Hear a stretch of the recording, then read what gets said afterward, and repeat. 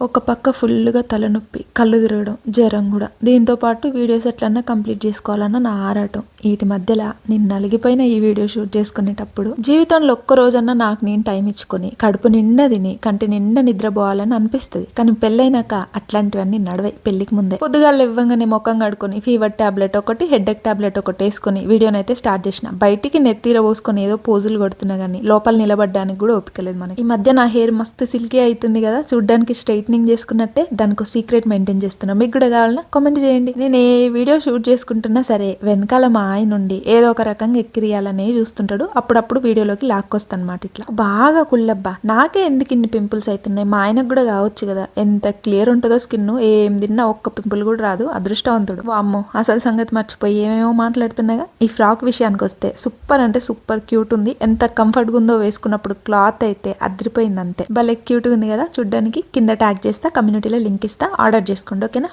Bye అందరికీ.